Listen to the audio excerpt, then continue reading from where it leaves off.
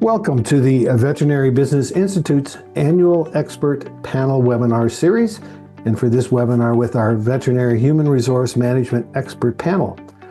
This 1-hour live event will bring together leading experts in human resource management to help veterinary practice owners and managers navigate the complexities of building and maintaining an engaged, high-performing team. Let me welcome our panelists for this webinar. Welcome, Stacy, and welcome, Andrea. Thank you, Michael. Thank you. Yeah, absolutely. Thank you for the invitation. It is great to have you guys. Today, with our veterinary tech expert panel, we're going to dig into building resilient veterinary teams, recruitment, retention, and workplace well-being in 2025. So I'm going to start out with you, Stacy, if that's okay. Sure. As someone who, with decades of experience recruiting top-tier talent, what strategies or trends do you see as most effective for attracting highly skilled professionals to veterinary practices in this year, 2025? Sure. Well, Michael, attracting highly skilled professionals to veterinary practices in 2025 requires a forward-thinking, employee-centered approach. And the key is employee-centered approach. So I have some strategies and trends that can make a practice stand out. And when it comes to hiring, I like to use an acronym called FUN. Your hiring process should be flexible, urgent, and nimble. So you have to be flexible when you're interviewing candidates. You have to sometimes be on their time schedules, and then you have to move with a sense of urgency, and you have to be nimble throughout the process. So first of all, you have to be proactive. You have to have strong personal and employer branding. So a strong personal and organizational brand is key to attracting top talent. So as a practice, you have to showcase your practice as a leader in the veterinary profession and emphasize your commitment to cutting edge technology and equipment, because today's candidates want to work in a practice where they are showcasing cutting edge technology and equipment. So when you're hiring, you want to use social media, industry events, and your professional networks to share success stories. You want to highlight your team's expertise and demonstrate your positive workplace culture. And then, so number one was the branding part. Number two is emphasize the flexibility and the work-life balance. So highly skilled professionals like veterinarians prioritize their well-being. So if you're offering flexible scheduling options, which is really important to people today, and you're promoting a healthy work-life balance, that makes your practice appealing, but also supports the long-term employee satisfaction and retention. And then number three is training, career development, and mentorship. So you want to create opportunities in your practice for continuous learning and growth, and provide structured training programs, career development plans, and mentorship opportunities that demonstrate your commitment to your employees' professional advancement. So when an individual sees a clear career path, they're more likely to choose and then stay with your practice. And then the next one on my list is to foster a positive hiring experience. So from the first interaction with the candidate, you want to make the candidate feel welcome, wanted, and valued, and be transparent about expectations and ensure that every step of the hiring process reflects a welcoming and supportive and positive culture for your practice. So this positive experience will set the tone for a long-term relationship. And then lastly, you want to build and maintain a healthy company culture. So a non-toxic, inclusive workplace culture is the cornerstone for attracting and retaining top talent. So people want to work in an environment where everyone feels welcome, comfortable, and valued. So you want to highlight your team's commitment to inclusivity, and also policies that prevent negativity, such as like negative accrual is something that can deter candidates. That's seen by today's veterinarians as negative. So those are the steps that I would recommend.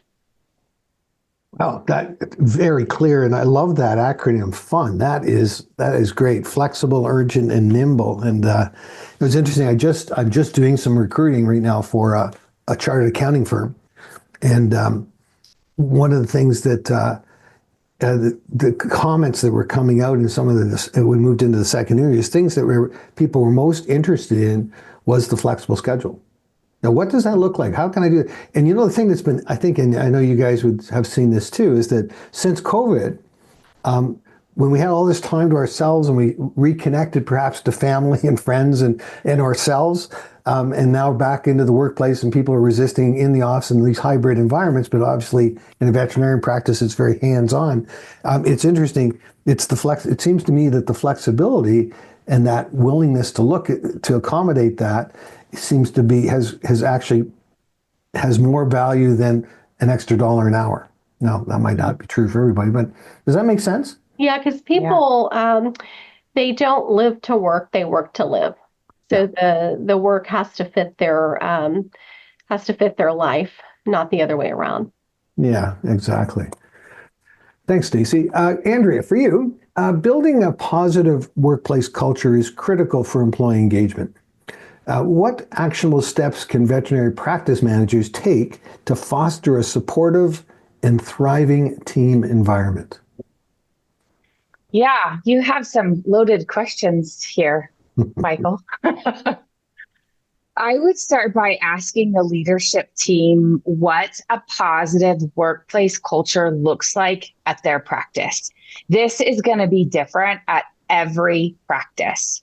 Then define where the practice culture currently is. Once you define these two, the difference between the two is the gap, and obviously then needs the bridge. Design a bridge the team can build together and cross together with the help of the leadership team. The next step in building a bridge is to give the employees, all the employees, don't exclude anyone, a safe environment to voice their opinions and ideas and to provide feedback on how they as individuals and as a team can cultivate and develop positive culture that was defined by the leadership team, how they would bridge that gap, and meet with them and do it often. Have two-way conversations regularly, full of open-ended questions, designed to be these discovery conversations about where we can support their growth and training and development and what resources we can give them. And when I say a safe environment, this means a place where their voice is actually heard and ideas are actually implemented, even when we know their ideas might not work. I say that because we as leadership, we can often see when an idea is not going to work. It's going to be a train wreck. And sometimes letting them run with an idea, even an idea that we know is going to be a train wreck or isn't going to work, as long as it's not going to hurt anything, if you will, just let them do it anyway. And sometimes talking them through one of these ideas and just maybe rounding a rough edge, it can, and then just let them run with it or go with it. It can make their idea better, right? Kind of coaching them through that. That supportive process, it allows them to learn and grow. And sometimes they can really surprise us through that process, and the end result can turn out better than we anticipated and can be virtually amazing. A safe environment also means there's no shaming and blaming. There's no finger pointing. There's no interrupting. There's no demeaning, no degrading.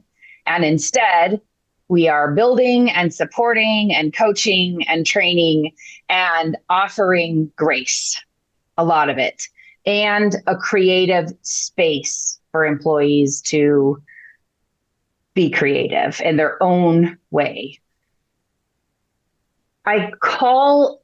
In human resources, I call it peopling, and peopling I also refer to as icky, sticky, smells like parvo. It's hard. It's hard. It's hard and it's stinky and it's smelly and it's gross often, right? We don't get into veterinary medicine to people. We get into veterinary medicine to, puppy kisses and kitten snuggles, right? So peopling takes a lot of time and nurturing. And it's like cultivating this beautiful garden. It doesn't bloom overnight and it doesn't become beautiful without a lot of hard work and dedication.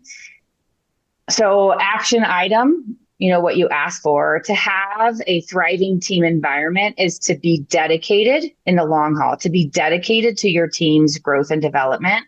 And in order to do that, meet with them regularly and have these open discussions about what that looks like to each of them and how growth and development can tie back to what that positive workplace culture looks like to what that leadership team, developed and said, this is what we want a positive workplace culture to be.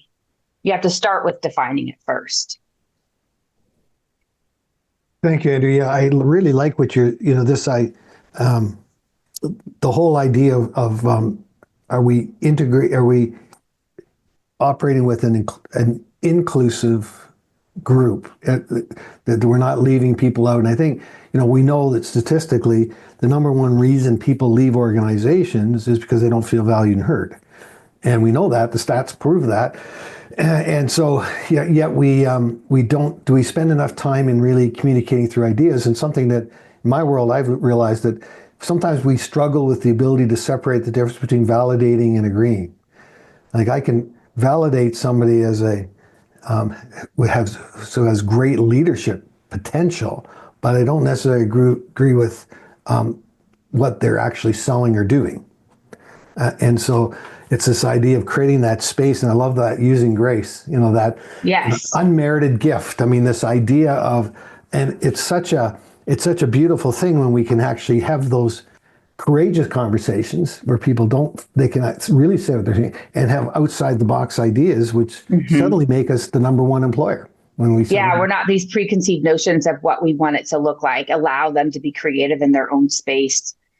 And I want to comment a little bit about what you're saying about being inclusive. I feel like oftentimes what happens is the squeakiest wheel gets the oil. And so the loudest person in the practice gets the attention. And we often miss some of our people that may have the best idea, but don't speak up. And often because they don't have a safe space to do that, or because veterinary medicine is made up of a lot of introverts and they're quiet. And so unless we give them a safe space to be like, just turn your volume up a little bit so we can hear you. So we need to give them a space to say something. Otherwise, the squeaky wheel gets the oil and they don't have an opportunity to squeak. And everybody in the practice should have an opportunity to say what they think. And we may not agree with it and we may not move forward with it, but they should still have the opportunity to participate and be heard. Absolutely. As a professional mediator, my job in this space is to balance the power. Every mediation has an imbalance of power. Usually that's the fundamental issue that's tied to what's at stake. But it's interesting, squeakiness is a power imbalance. That's somebody using a form of power. People usually join businesses because of people, and they usually leave because of people. And if they don't feel valued and heard, they'll leave, and sometimes you won't know why. Mm-hmm. Yeah. Well, we always, the quiet person, the one that doesn't say anything, who's in that personality realm that you suddenly say, well, what, Mary's leaving? She's been here for 20 years. I didn't even know there's anything wrong. Yeah, well, therein lies the problem. Did you ever ask her? Nobody bothered to ask, nobody engaged. Yeah. And it's just that sometimes we just get too complacent with that. And this conversation is a great opportunity to challenge that kind of thinking, particularly in what the culture is that you're laying out, Stacy, before, of what it looks like and what we need to be thinking about. And we'll get a little more into this, but I'm going to throw out a question to both of you that kind of speaks to retention, which is a big deal these days. So with both of your deep understanding of veterinary operations, how can practices align their recruitment efforts with their specific workplace culture to ensure long-term retention? I'll just throw that out to both of you. If either or both of you like to answer that. Well, I'm a certified employee retention specialist. I think I'm the only one in veterinary medicine, but Andrew, you have a lot to say on this too. But the culture has to be a good fit for.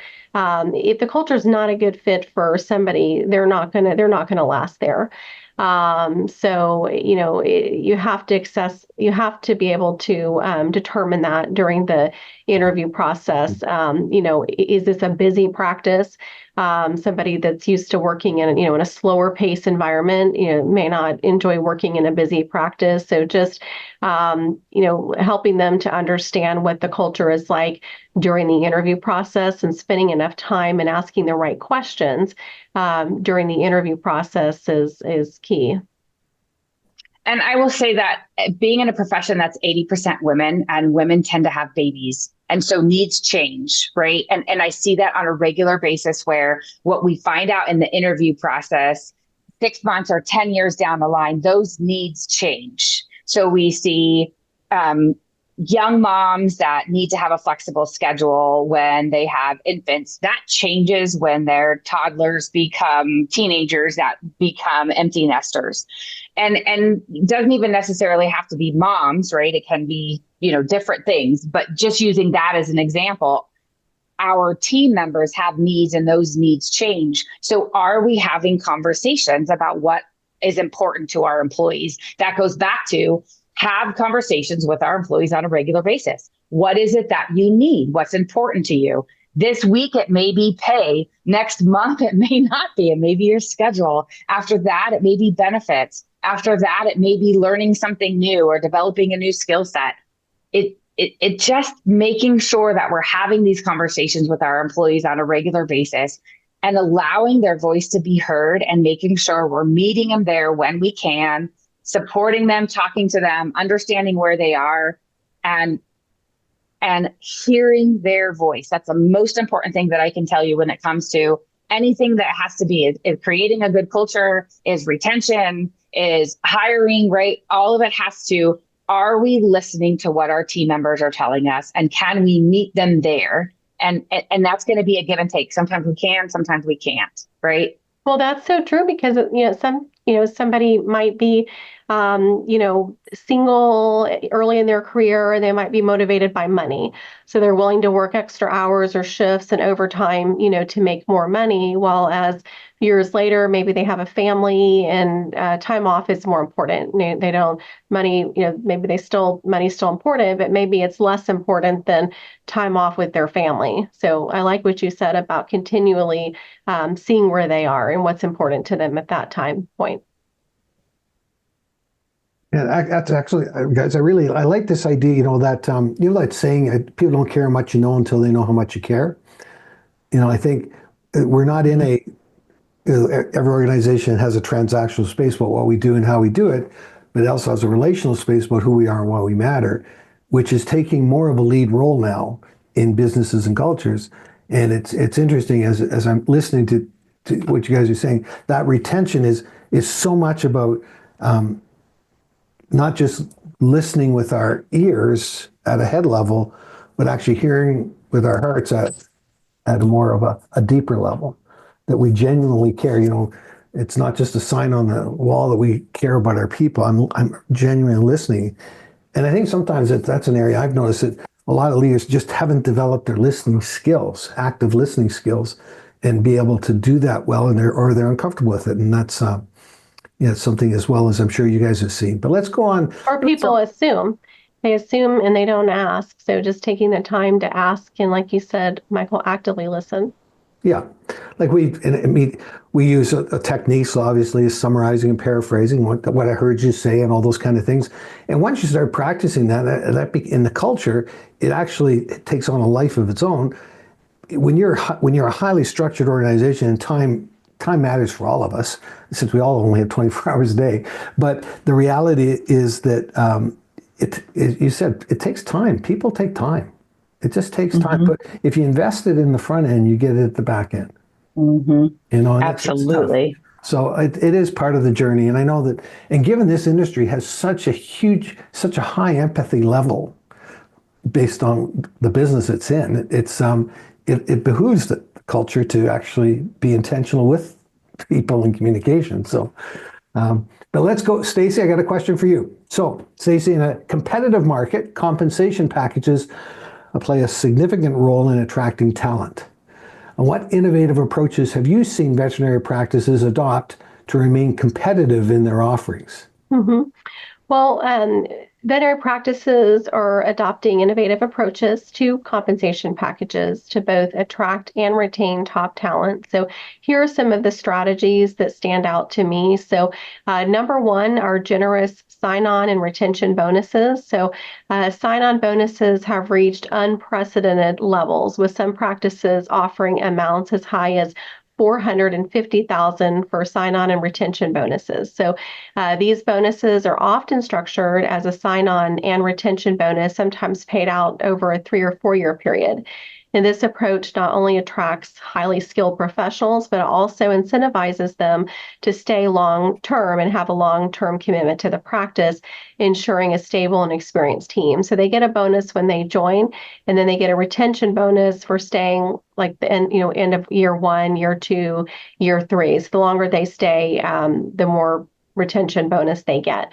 And then number 2 is unheard of benefits from a decade ago. So compensation packages are evolving beyond salary to include creative benefits that were once rare or non-existent. So these include things like student loan repayment assistance. We've seen housing stipends, relocation packages, and even wellness benefits like access to mental health services or gym membership. So offering these perks demonstrates that the practice values the employee's overall well-being.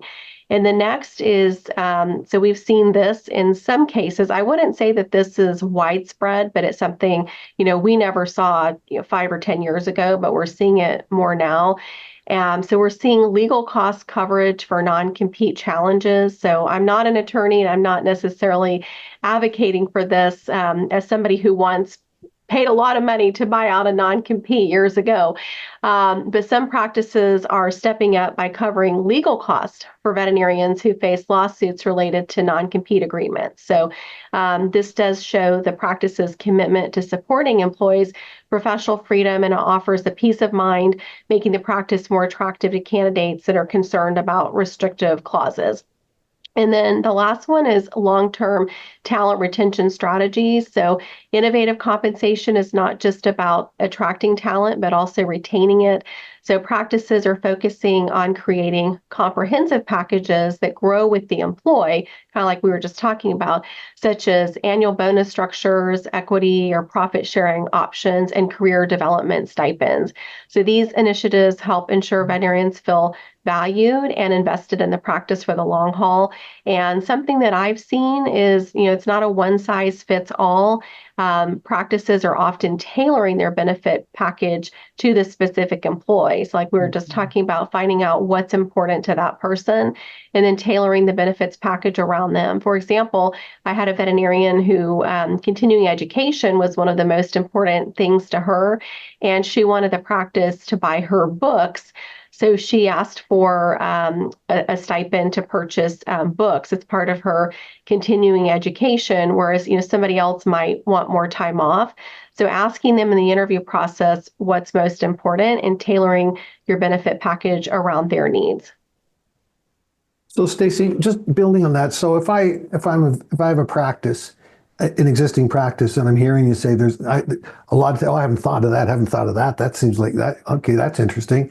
So is it better to approach it from the standpoint of kind of doing getting group input from all of the team, and then looking at that and then kind of finding common denominators of offering a plan based on what your budget can handle, obviously, or is it better to do more, I think, more of a custom one-off, recognizing that you're going to put a budget of a certain amount per person in place. So there has to be obviously some cash measurement in this, just to make sense of this whole thing.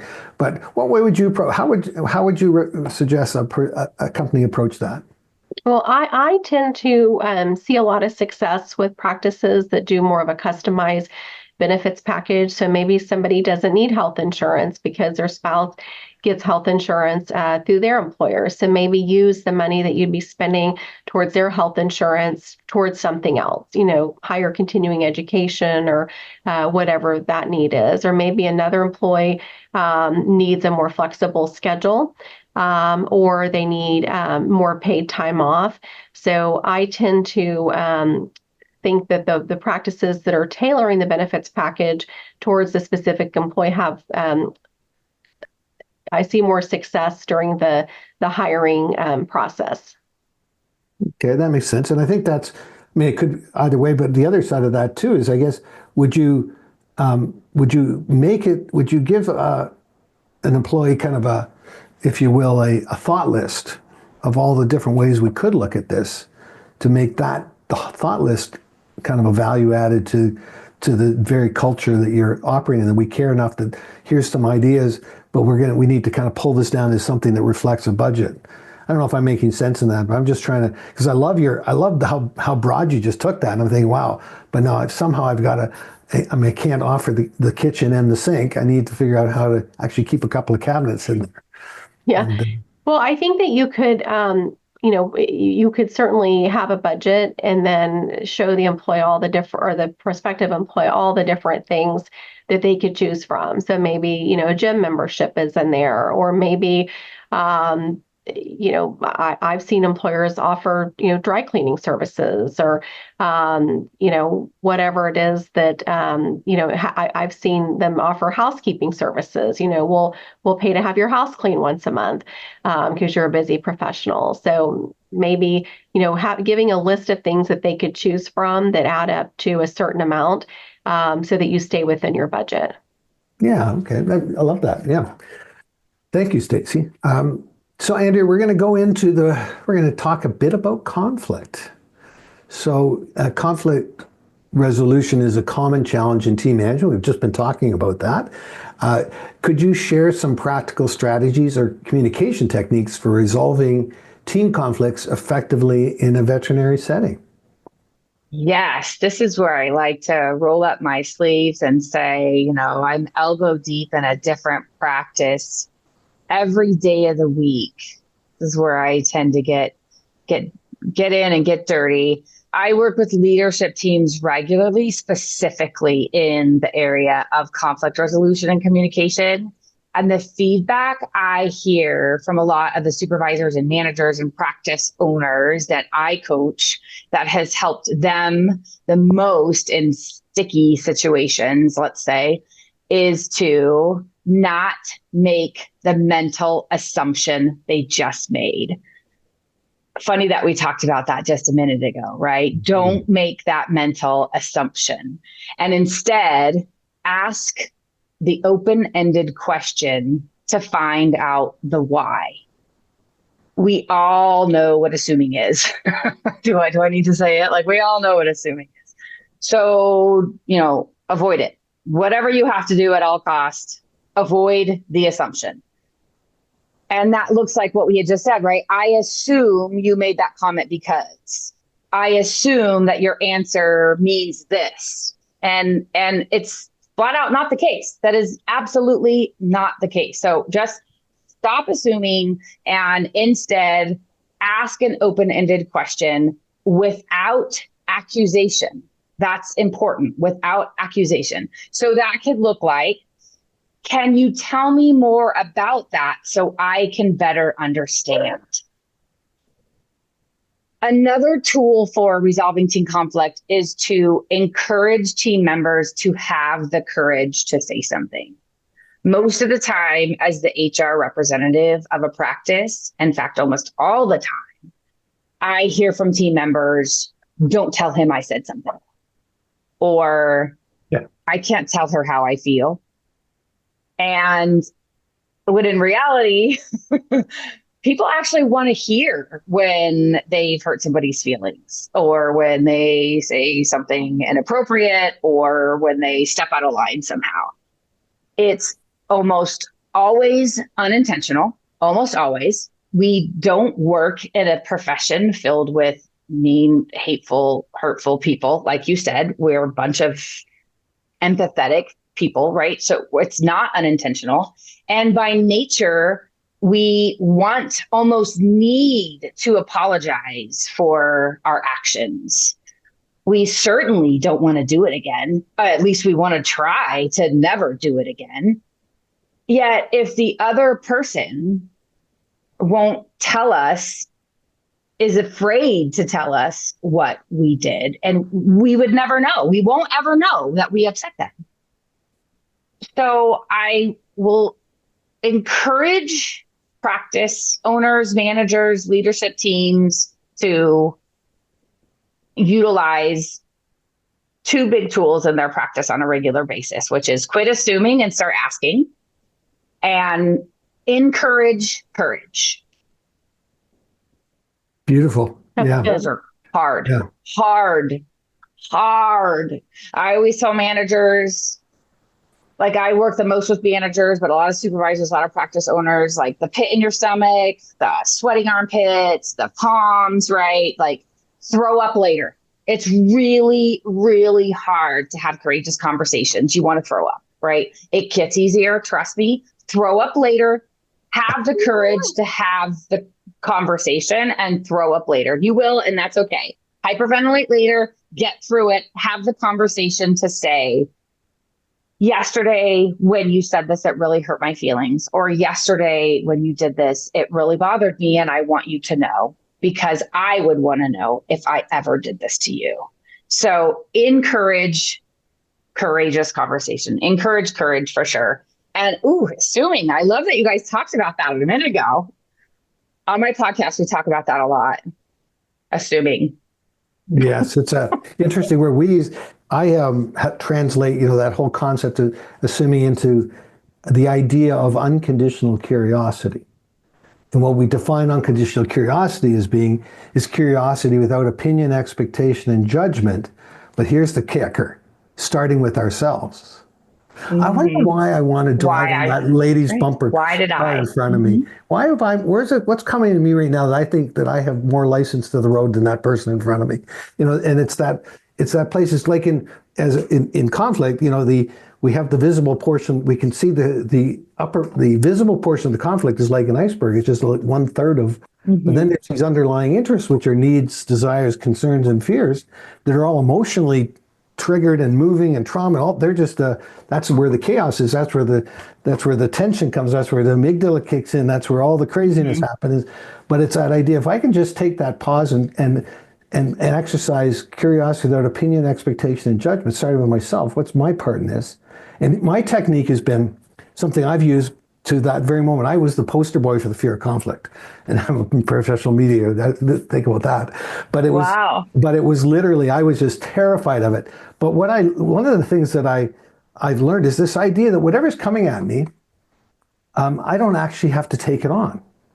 It's like judo. Like I don't take on your energy. I move it to where I want to move it. That's the whole principle of it. And so the idea of that is and in my mind, the question is, that's Andrea's best expressed cry for help right now. How can I help with that? As soon as I say that, it just takes me down 3 levels. And it just breaks that down into that sense of, I can breathe again and start to back away. And then I can think more consciously. And we don't, we get that reasoned response from our prefrontal cortex, which comes in later. But I don't know if you have something you guys, we use a lot to talk about BFC, behavior, feeling, consequence. Your behavior, when you make fun of me when I'm public speaking, Stacy, it makes me feel stupid and unworthy. And as a consequence, I lose my place when I'm presenting. So the behavior, feeling, consequence, with the idea of separating it out from the fact that it's not, we move the emotions away and bring principles back into play, make the principles being the behavior, the feeling, and the consequences. So something I haven't seen I don't work in the veterinary realm in that regard. So, but I love this, encourage the courage, because that's, but the interesting too with that, I think, is sometimes it feels like you're like Tom Hanks on a deserted island and you only got a volleyball named Wilson. And I think if we practice what we're talking about here and we do that together, and you do that in a culture that's called together and it's genuine and authentic, people they can step up and they have those conversations, and everything's. When you provide that safe environment for people to have those conversations, it's much easier. And then we praise the people when they do have conversations, and we don't make it this, how dare you say that to me type of thing. Exactly. And the veterinary space, oftentimes the reason why we have these conflicts is typically because we're in a situation it's triage. It's 911. We need to have it now. There's a client waiting. There's a patient trying to die, right? So we have to have these like snap decisions. And so I'm not seeing that case. Okay, well then someone's left with this patient in their hands, and it's like, well, wait a minute, she's not seeing this case. So I can't turn around and say, I'm not seeing this patient now and let this patient die. And so I'm not seeing this case doesn't mean the doctor's saying, it's just saying, I'm not seeing this case. Go ask another doctor. But the technician holding the dying dog thinks, I have to turn this patient away now and let it die. Right. And so these things that happen instantaneously, we have to make these spur of the moment decisions. And so these conflicts happen, in the moment of surgery, on the phone, in these split seconds. And so that's where the conflict happens and the assumption gets made. And then what do I do with it? And so I talk about Q-tips, quit taking it personally. Don't take it personally, set that aside. And then we talk about later on, why did you feel that way, right? Why go down that rabbit hole? But in the moment, you have to figure out how you can have the rational conversation of, okay, can you tell me more about that so I can make a better decision for what's happening right here and right now? And then we'll go think about it and digest it later on. But in the moment, how could we make a decision and don't make the assumption instead? Yeah, beautiful. Yeah.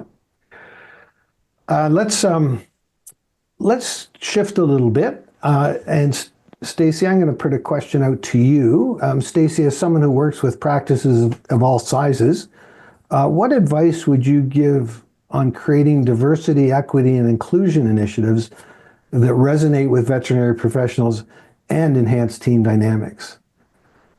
Well, you have to make people feel comfortable at work and create a culture where everybody feels welcome. And how you do this is you are being intentional and focusing on fostering an inclusive culture. And I have some strategies. So number one, develop an inclusive hiring process. Which starts with crafting job descriptions that use inclusive language and appeal to a broad range of candidates. Avoid jargon on requirements that may unnecessarily narrow the pool of applicants. And then implement structured, bias-reducing recruitment processes, such as standardized interview questions and diverse hiring panels to ensure fairness in candidate evaluation. And then two, celebrate cultural awareness. So show a commitment to inclusivity by recognizing and celebrating diverse holidays, cultures, and traditions. Create opportunities for team members to share their own cultural experiences and traditions, which can help build mutual understanding and foster a sense of belonging within the practice. And then three, measure your progress. So regularly track and report on diversity metrics within your organization to monitor the impact of your initiatives. And then use this data to identify areas for improvement and to ensure accountability.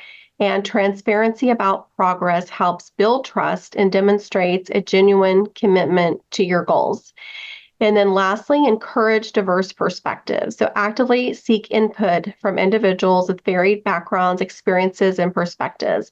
And create spaces for open dialogue, such as team meetings or anonymous suggestion systems to empower all voices. And diverse viewpoints not only enhance innovation and problem solving, but also foster a workplace culture that values inclusivity. Stacey, when you talk about that idea of creating a space for open dialogue, I don't know what your thoughts are on this, but I see a lot of times we use words that we don't have a common denominator for as a definition for what that word means. Now, if we all three of us, we said define success, we probably have similarities, but uniqueness and different. Some of us, and when I think of inclusivity or I think of intentional, I think of those things. Have you found that that's an important part of trying to bring a common denominator in what the language looks like? Because I know in your field there's a lot of language, and there's a lot of technical language, and just reading your bios for me is just so much things that I'm not accustomed. I know that's the culture, but what are your thoughts on that? Like, is that something that needs to be approached? Is making sure we have a common denominator of communication at a descriptive level? Well, I think that the entire process should be evaluated. When you're looking to hire somebody, you need to, sometimes people go, well, we've always done it this way. But you have to stop and evaluate the whole process from beginning to end. So if it's been 5 years since you looked at your interviewing and hiring process, you need to stop and reevaluate it because things change over time. So look at what you're doing right now.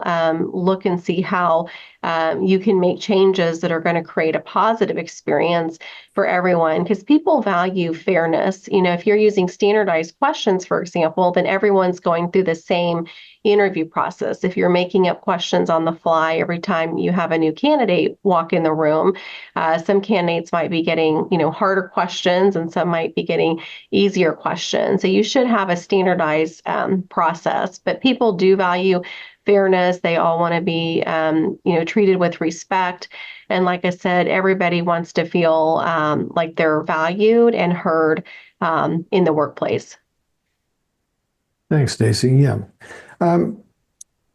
Andrea, let me go to, let's talk a little bit more about professional development and employee performance. And so with managing both those factors, employee performance and professional development, it's obviously crucial for sustaining a high performing team. We know that, and that's the way everything has always worked. Things seem to have changed a little bit, but what systems or tools can practices implement to ensure not only growth, but consistent growth and accountability among team members, which kind of builds into your model that we were just talking about?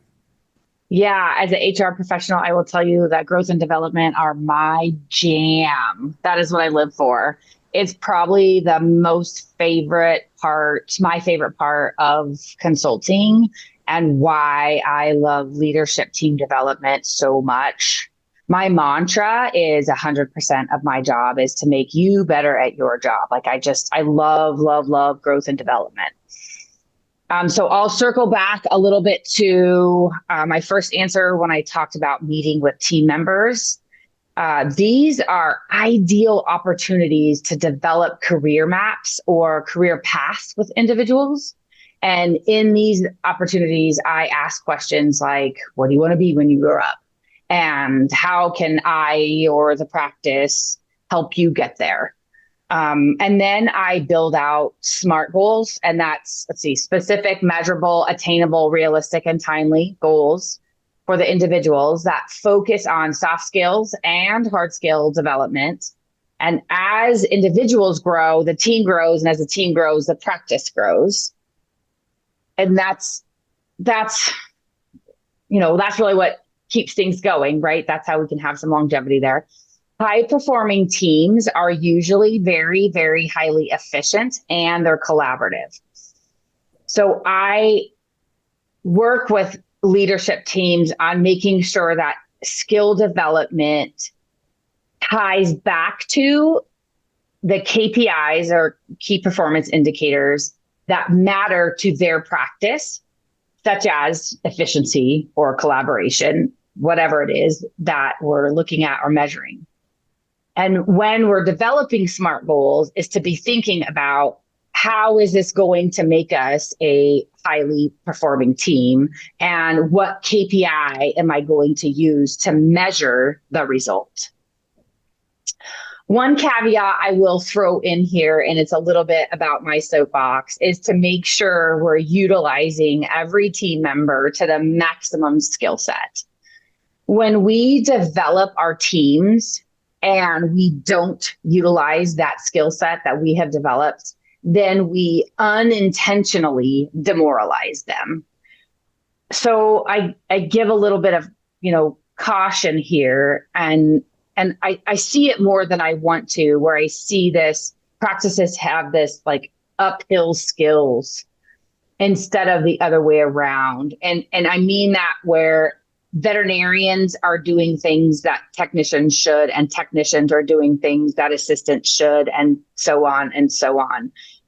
So I encourage leadership teams to evaluate this at practices on a regular basis to ensure that DVMs are only doing DVM duties, and technicians are only doing technician duties, and assistants are only doing the assistant duties, and make sure that system is working appropriately. Leveling is also a great tool that can help leadership teams with professional development and accountability and consistent growth.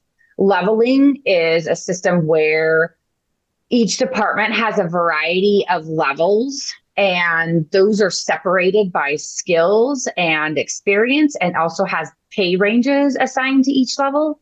And team members level up as their skill set develops, and once they have met the requirements for the next level. This allows for team members to grow not only their skill set, but grow financially and have professional growth. SMART goals are tied to the next level, and that provides team members with incentive to meet those SMART goals, and therefore then level up, and then therefore grow financially, and then goes through the system of the wheel. Individuals grow, team grows, practice grows. So tools for growth and development, two of the big ones that I like to use often are SMART goals and leveling, for sure. Excellent. Thank you, Andrea. I love that. Love that leveling. That's a great there's what the law of the lid is. An organization will only grow to the highest level of the leader, and leveling up just pulls that concept up. Everybody's got to level up. And you're only as strong as your weakest link. Exactly. Well, our time is coming to a close, ladies. It's been awesome. As I wrap up, thank you to our expert panel, Stacy and Andrea. You both were amazing. Thank you for having me, Michael. Yeah, thank you, Michael. Andrea, it was fun to be here with you. Yeah, thanks, Stacy. Well, you guys, so much insight, best practices. You guys are awesome. That's so important. People love something to take away, and I hope we've left our listeners with something that they can be, using Stacy's word, that they can be intentional with and do something starting right today with some actionable content. Secondly, though, I'd like to thank you to all of our attendees for the privilege of your time and your participation. Without you, we don't grow together, and by doing it together, we set each other up for success. We've heard a lot about doing things together and how important it is, so thank you for doing that. And a reminder to you to like, share, and review us on your favorite social media, and you can be a part of somebody else's success. Until next time, keep striving for excellence and making a positive impact in the lives of your patients and pet parents.